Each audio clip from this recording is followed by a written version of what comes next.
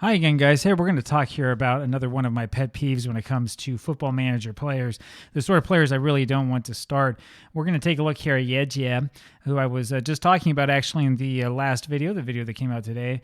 One of the problems that we have here with Yejia comes here on this scouting coach report, rather, and it's right here, the doesn't enjoy big matches little piece. So what you'll find from time to time is that there are some players who will show up in big matches.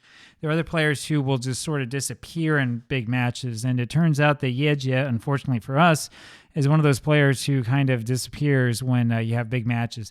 It's not red, it's orange, and the way that this works is the players who show up with these poor attributes that are orange means that it's sort of like not that bad on the scale, but somewhere like between bad and normal. Really like deep red means that he's awful at it, and then of course anything that's green or any shade of green that's like up here would be better. Dark green means he's great, so he's a natural leader, which is that really good personality. For enjoying big matches, a dark green one would say something like relishes big matches, right? Well, he doesn't relish them, he just doesn't enjoy them at all. Now, we're at a lower level, which means that we're probably not, when we look at his let's see here. When we take a look at his form, we're probably not going to see that he's like doing really, really poorly in any of his individual matches.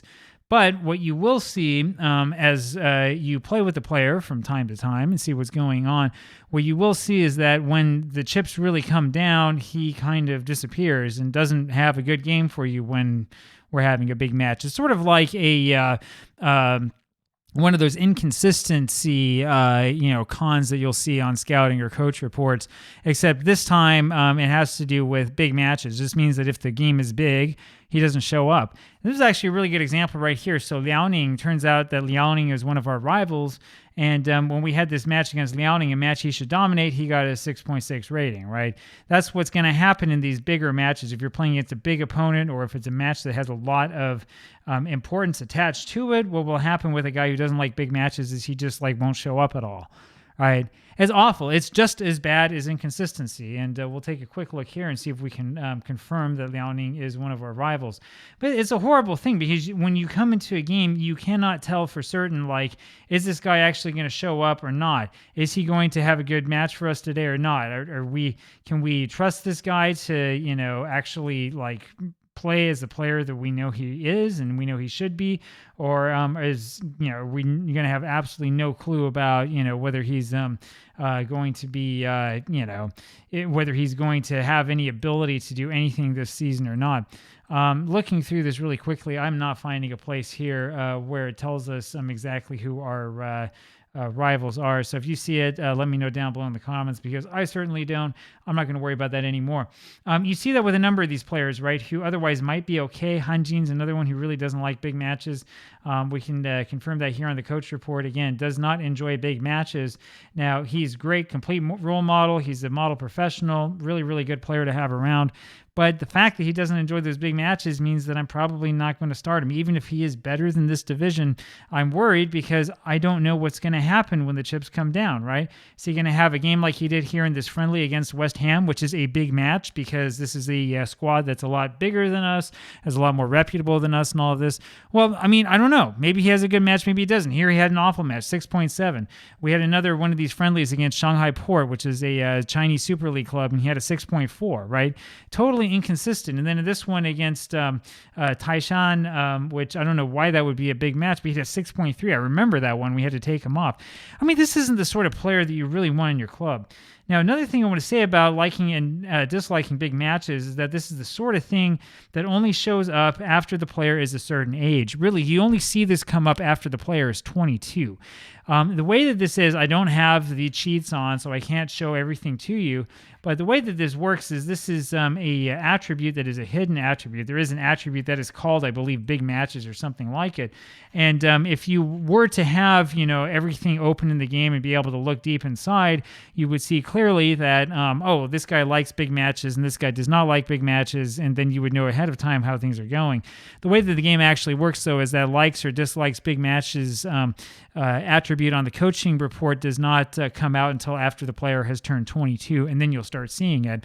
What this means is that if you're like me and you mostly buy young players, every once in a while, you're going to make a mistake. And I did make a mistake here, which is why I wanted to show you this.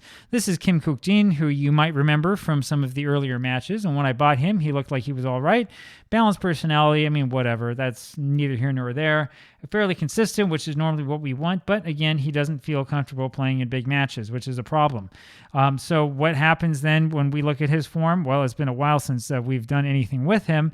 But yes, if you look at his form in some of these games, like this rivalry game against Leoni, he didn't show up. He wasn't there to be found anywhere. And again, against Taiwan, he wound up just not being anywhere at all. And this is the problem. This is a major issue, right? Because I need to be able to rely on the player and know that he's actually going to play well for us day in and day out. I can't have a guy who, maybe he's going to show up and maybe he's not going to show up, and it depends upon how he's feeling and if it's a big game or not, and however that's defined. I don't know how it's defined. I'm not going to be able to figure that out before the match. I'm not going to be able to make that sort of decision for the squad. What if we have someone who's injured? What if we're forced in starting this guy, right? I want to have somebody on the bench who I can rely on. I want to have somebody on the team I can rely on, and a guy who doesn't like big matches, we can't really rely on him.